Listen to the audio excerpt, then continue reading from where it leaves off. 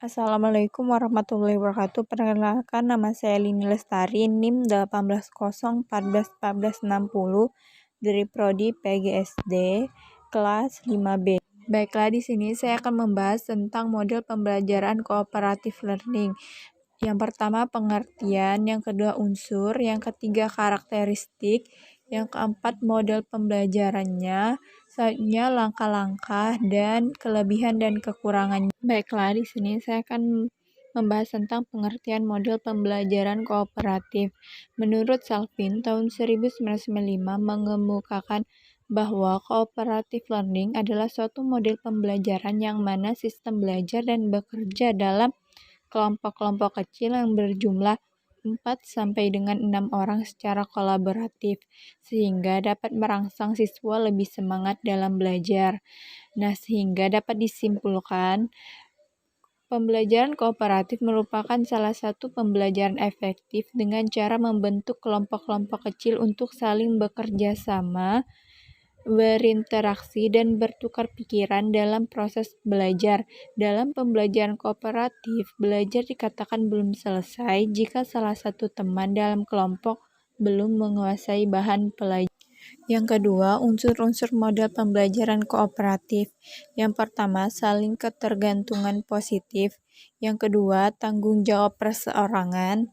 Yang ketiga, interaksi tatap muka. Yang keempat, komunikasi antar anggota kelompok. Dan yang terakhir, evaluasi proses kelompok. Karakteristik model pembelajaran kooperatif. Menurut Bennett, tahun 2005 menyatakan ada 5 unsur dasar yang dapat membedakan cooperative learning dengan kerja kelompok. Antara lain, positive independence atau saling ketergantungan positif.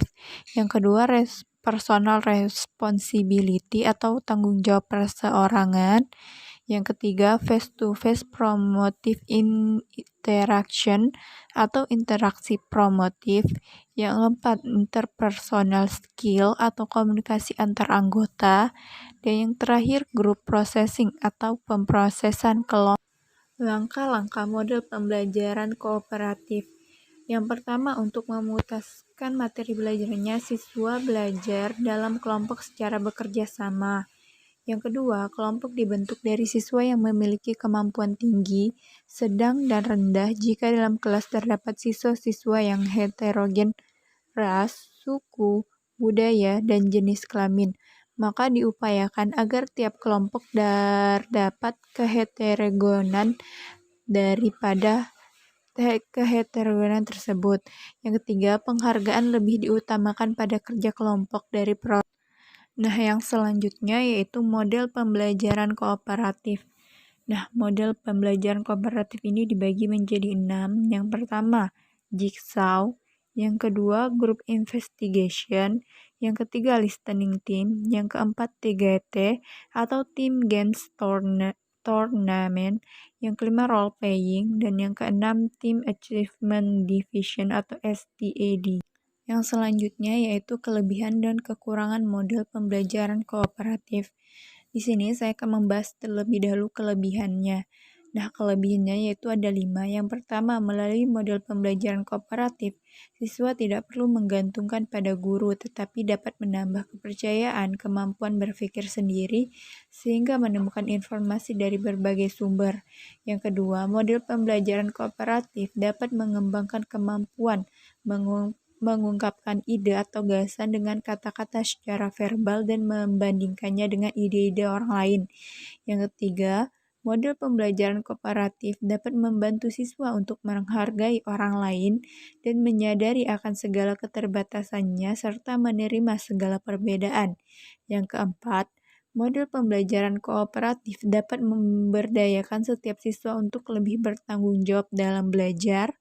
Dan yang terakhir, model pembelajaran kooperatif merupakan strategi yang cukup ampuh untuk meningkatkan prestasi akademik sekaligus kemampuan sosial, termasuk mengembangkan prestasi rasa harga diri serta hubungan interpersonal yang positif dengan. Dan yang terakhir yaitu kekurangan atau kelemahannya.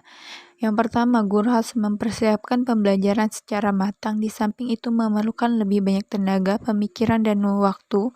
Yang kedua, agar proses pembelajaran belajar berjalan dengan lancar, maka dibutuhkan dukungan fasilitas, alat, dan biaya yang cukup memadai. Dan yang terakhir, selama kegiatan diskusi kelompok berlangsung, ada kecenderungan topik permasalahan yang dibahas meluas sehingga banyak yang tidak sesuai dengan waktu yang telah ditentukan.